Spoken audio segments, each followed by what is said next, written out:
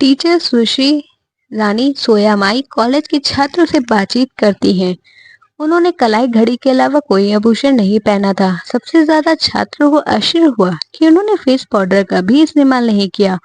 भाषण अंग्रेजी में था। उन्होंने केवल 1 या 2 मिनट ही बोला, लेकिन उनके शब्द दृढ़ संकल्प से भरे थे। फिर बच्चों ने उनसे सवाल पूछे। प्रश्न, आपका नाम क्या है? मेरा नाम रानी है सोयामाई, मेरा पारिवारिक नाम है। मैं उड़ीसा की मूल निवासी हूँ। और कुछ पूछना है? दर्शकों में से एक दुबली पतली लड़की खड़ी हुई। पूछो बच्चे। मैडम, आप मेकअप क्यों नहीं करती? टीचर का चेहरा अचानक पीला पड़ गया। उनके पतले माथे पर पसीना आ गया। उनके चेहरे की मुस्कान फीकी पड़ गई। दर्शक अचानक चुप हो गए। उन्होंने टेबल पर रखी पानी की बोतल खोली और थोड़ा पानी पिया। फिर उसने धीरे से छात्र को बैठने का इशारा किया। फिर वह धीरे से बोलने लगी। तुमने एक परेशान करने वाला सवाल पूछा। यह ऐसा सवाल है जिसका जवाब एक शब्द में नहीं दिया जा सकता। मुझे जवाब में तुम्हें अपनी जीवन कहानी सुनानी है। मुझे बताओ, क्या तुम मेरी कहानी के लिए अपने कीमती 10 मिनट निकालने को तैयार हो? बच्चे, तैयार। मेरा जन्म ओडिशा के एक आदिवासी इलाके में हुआ था। कलेक्टर ने रुककर दर्शकों की ओर देखा। मेरा जन्म कोडारामा जिला के आदिवासी इलाके में एक छोटी सी झोपड़ी में हुआ था, जो मीका खदानों से भरा हुआ था। मेरे पिता और माता खनिक थे। मेरे 2 बड़े भाई और एक छोटी बहन थी। हम एक छोटी सी झोपड़ी में रहते थे, जिसमें बारिश होने पर पानी टपकता था। मेरे माता पिता कम वेतन पर खदानों में काम करते थे, क्योंकि उन्हें कोई और काम नहीं मिल पाया था। यह बहुत गंदा काम था। जब मैं 4 साल की थी, तब मेरे माता पिता और 2 बड़े भाई कई बीमारियों के कारण बिस्तर पर पड़े थे। उस समय उन्हें यह पता नहीं था कि बीमारी खाद्यान्नों में मौजूद घातक मेका धूल के अंदर लेने से होती है। जब मैं 5 साल की थी, मेरे भाई बीमारी से मर गए। एक छोटी सी आह भरकर कलेक्टर ने बोलना बंद कर दिया और अपने रुमाल से अपनी आंखें पोंछ ली। ज्यादातर दिनों में हमारा भोजन सादा पानी 1 या 2 रोटियां हुआ करता था। मेरे दोनों भाई गंभीर बीमारी और भूख के कारण इस दुनिया से चले गए।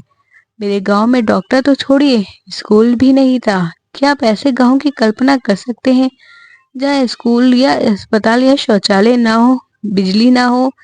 एक दिन मेरे पिता ने मेरा भूखा, चमड़ी और हड्डियों से लथपथ हाथ पकड़ा और मुझे टीन की चादरों में से ढकी एक बड़ी खदान में ले गए। यहाँ एक अभ्रक की खदान थी, जिसने समय के साथ बदनामी हासिल कर ली थी। यह एक पुरानी खदान थी, जिसे खोदा गया तो अधीन रूप से पाताल में फैली हुई थी। मेरा काम नीचे की छोटी छोटी गुफाओं में देखना और अभ्रक अयस्क इकट्ठा करना था। यह केवल 10 साल से कम उम्र के बच्चे के लिए ही संभव था। अपने जीवन में पहली बार मैंने पेट भर रोटियां खाई, लेकिन उस दिन मुझे उल्टी हो गई। जिस समय मुझे प्रथम श्रेणी में होना चाहिए था, मैं अंधेरे कमरों में अभ्रक इकट्ठा कर रही थी, जहां मैं जहरीली धूल से सांस ले रहा था। कभी कभार भूस्खलन और दुर्भाग्यपूर्ण बच्चों को मर जाना असामान्य था नहीं था, और कभी कभी कुछ घातक बीमारियों से भी मर जाते थे। दिन में 8 घंटे काम करने के बाद आप कम से कम एक बार के भोजन के लिए कमा पाते थे। मैं भूख और हर दिन जहरीली गैसों के सांस लेने के कारण दुबली और निर्जीलता होती गई। 1 साल बाद मेरी बहन ने खदान में काम करने लगी। जैसे ही वे पिता थोड़े ठीक हुए, ऐसा समय आया कि मेरे पिता, माँ, बहन और एक साथ काम करते थे और हम बिना भूख के रह सकते थे। लेकिन किस्मत ने हमें दूसरे रूप में परेशान करना शुरू कर दिया। एक दिन जब मैं तेज बुखार के कारण काम पर नहीं जा रही थी, अचानक बारिश हुई। खदान के नीचे काम करने वाले श्रमिक पर खदान गिरने से सैकड़ों लोग मर गए। उनमें मेरे माता पिता, माँ और बहन भी थी। रानी की दोनों आंखों से आंसू बहने लगे। दर्शकों में हर कोई सांस लेना भी भूल गया। कई लोगों की आंखें आंसू से भर गई। आपको याद रखना होगा कि मैं सिर्फ 6 साल की थी।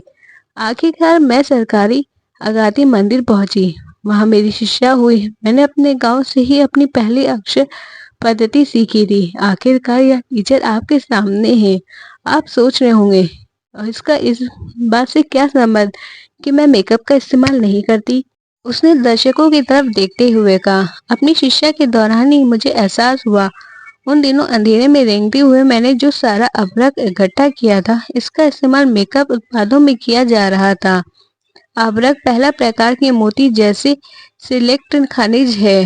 कई बड़ी कॉस्मेटिक कंपनियां द्वारा पेश किए जाने वाले खनिज मेकअप में आपकी त्वचा के लिए सबसे चमकीला रंग रंगी अभ्रक से आता है, जिसे 20,000 छोटे बच्चे अपनी जान जोखिम में डालकर निकालते हैं।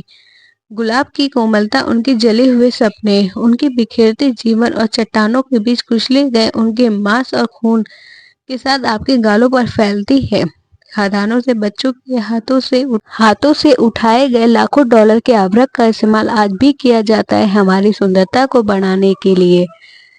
अब आप ही बताइए, मैं अपने चेहरे पर मेकअप कैसे लगाऊं? मैं अपने भाइयों की याद में पेट भर कर कैसे खाऊं जो भूख से मर गए? मैं अपनी माँ की याद में महंगे रेशमी कपड़े कैसे पहनूं जिन्होंने कभी फटे कपड़ों के बारे में सपने में भी नहीं सोचा था?